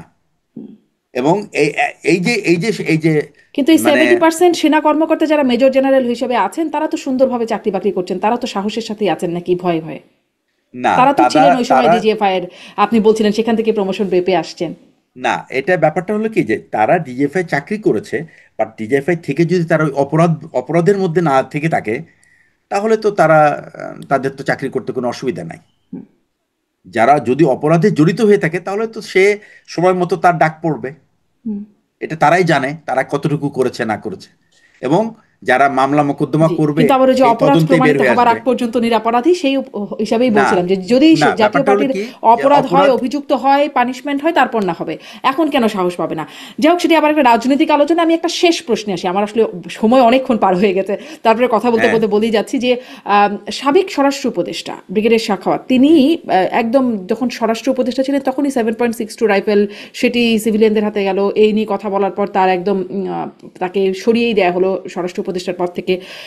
তিনি আবার সম্প্রতি সেনা কর্মকর্তাদেরই এক আয়োজনে বলছেন যে 5ই আগস্ট সিভিলিয়ান প্রফেশনাল স্নাইপার তারা কপালের মাঝ বরাবর আর কি লক্ষ্য করে গুলি করেছে, এবং 4ই আগস্ট তিনি যখন একটা ফোন কল পেয়েছেন, সেখানে তাকে বলা হয়েছে যে আপনি বের হবেন না বা ওদিকে যাবেন না, কারণ আপনি টার্গেটেড হবেন, আপনি টার্গেটেড। তিনি জিজ্ঞাসা করেছেন কেন বা কে আসলে সেখানে, তিনি উত্তর পান নাই। তিনি বুঝেছেন যেটি ইন্টেলিজেন্সের ভেতর থেকে কেউ তাকে বলেছে। এই যে কারা এই সিভিলিয়ান স্নাইপার হাতে বা প্রফেশনাল, তারা এটা কি বের করার কোনো প্রয়োজনীয়তা কেউ অনুভব করলো না? মানে উচিত ছিল না? বাংলাদেশে তো কোনো ঘটনার কেউ বের করতে চায় না, কারণ বের করলে তো তো কিছু খুঁড়তে সাপ বের হয়ে যাবে, এই জন্য কেউ কিছু বের করতে চায় না। আর তাছাড়া আমি আপনাকে বলি, সাখাওয়াত স্যার উনি অনেক আগে আর্মি থেকে চলে আসছে। পুলিশের ভিতরে যে ট্রান্সফরমেশনটা হয়েছে, হ্যাঁ, বিশেষ অ্যান্ড ওয়েপনাইজিং পুলিশ যেটা, এটা উনি এইটার সম্বন্ধে ওনার কোনো ধারণা নেই। Police has even a much more lethal weapon than military. Hmm পুলিশের যে বিভিন্ন রকম ইউনিট তারা করেছে, সিটিটিবি করেছে, সোয়াট টিম করেছে, তাদের হাতে যে অস্ত্র আছে ওগুলি সামরিক বাহিনীর কাছেও নাই। তো সুতরাং উনার এগুলি সম্বন্ধে কোনো আইডিয়াই নাই। ওই যে পুলিশ যে সমস্ত অস্ত্র ব্যবহার করেছে, এই অস্ত্র তারা বহু আগে থেকে ব্যবহার করছে। হুম। এবং কিন্তু স্যার ভুলে গেছে সম্ভবত যে পুলিশের হাতে লিথাল ওয়েপন আছে। না, 7.62 weapon is a lethal weapon. হ্যাঁ হ্যাঁ, কিন্তু সেটি এটা তো লিথাল। আছে, সেটি তো তিনি বলছেন এবং যে পুলিশের প্রত্যেকটা হাতে এটা ছিল, আরেকটা কিন্তু জিনিস হলো, পুলিশের বাইরে সিভিলিয়ানদের হাতেও ছিল। না সিভিলিয়ানদের কাছে না, পুলিশের যে ডিউটি করে, দেখবেন একটা মিলিটারি কখনো কিন্তু ইউনিফর্ম ছাড়া সে ডিউটিতে থাকবে না। He has to wire his uniform. Uniform ছাড়া সে ডিউটিতে যেতে পারবে হুম। না। পুলিশের ভিতরে কিন্তু আবার এই বাধ্যবাধকতা নাই। পুলিশ কিন্তু খালি গায়ের মধ্যে একটা জ্যাকেট লাগায় পুলিশ ডিউটি করতেছে, ওই জ্যাকেট খুলে ফেললেই কিন্তু সে পুলিশ না, নোবডি নোজ। তো এই এদের ভিতরে পুলিশের হাতে কিন্তু স্নাইপার দেওয়া আছে, বিডিআর এর কাছে স্নাইপার দেওয়া আছে। এই স্নাইপার তারা কিনেছে, তারা লং রেঞ্জ থেকে টার্গেট নিউট্রালাইজ করার জন্য। সুতরাং আমি বলবো যে এই সিভিলিয়ানদের হাতে এই সমস্ত স্নাইপার আসার প্রশ্নই আসে না। কিন্তু এটাকে কিন্তু তারপরেই তো মানে মানে আমরা আসিফ মাহমুদ, যিনি বর্তমান উপদেষ্টা, তিনিও বলেছিলেন যে তাদেরও সশস্ত্র বিপ্লবের পরিকল্পনা ছিল, তাদের হাতেই বা কোত্থেকে আসতো, মানে সেটাই বা। সশস্ত্র বিপ্লব, সেটা আমার মনে হয় আসিফ মাহমুদকে জানলেই ভালো হবে যে আপনি সশস্ত্র বিপ্লব করতে চাইছিলেন, আপনার অস্ত্রের অস্ত্রাগার কই, আপনার হুম। অস্ত্রের যোগান দিচ্ছে কে? এটা তাকে জিজ্ঞেস করলেই বেটার হবে, because I don't have the answer of G, what এই জন্যই আসিফ আসলে মোহাম্মদ হ্যাজ অনেকগুলো সেড। প্রশ্ন একসাথে, এটার সাথে ওটা মিলে অনেকগুলো প্রশ্ন দাঁড়ায় যে কেন সেই তদন্তটা হলো না, কেন তাকে সেখান থেকে সরিয়েই দেয়া হলো প্রশ্নটা ওঠানোর পর পর। আবার এদিক থেকে সশস্ত্র বিপ্লবের এই অস্ত্রেরও না উৎস এটা কি? না, উনাকে সরানো হয়েছে কিন্তু এটার কারণে না। উনাকে সরানো হয়েছিল যে আওয়ামী লীগকে তাদের ভুল ত্রুটি ফিরে আসার জন্য। হুম। আপনারা বরং ওটা নিয়ে চিন্তা করেন এবং কত তাড়াতাড়ি ফিরে আসতে পারেন সেই চেষ্টা করেন, এইটা বলার পরে হুম। উনি আওয়ামী লীগকে ফিরে আনতে চাইছিল। এটাই হলো আসল কারণ জি। ওনাকে ওখান থেকে সরিয়ে দেওয়া। অনেক ধন্যবাদ। একটা আর তারপরেও শেষ বক্তব্য যদি বলে দেন যে সামনে নির্বাচন, এই মোরাল এফেক্টেড সেনাবাহিনী তারা আসলে সেখানে কেমন ভূমিকা পালন আমি করতে পারে? আমি এটার কোনো প্রভাব দেখি না এই এই মামলার সাথে। ওই নির্বাচনের দায়িত্ব পালনে কোনো প্রভাব দেখি না। নির্বাচনে কিভাবে সেনাবাহিনীকে ব্যবহার করা হবে সেটা খুবই ইম্পর্টেন্ট। কারণ গত 2014, 2018, 2024-এর নির্বাচনের জন্য যেভাবে নির্বাচন হয়েছে, সেভাবে যদি সেনাবাহিনী ব্যবহার হয়, ও তো তাতে তো কোনো প্রভাবই নাই। কারণ সেনাবাহিনী তো ওই ভোট লুট হবে আর অন্য দিকে থেকে তাকায় থেকে চলে যাবে। আমার মনে হয় না সেনাবাহিনী এবার এই ধরনের কোনো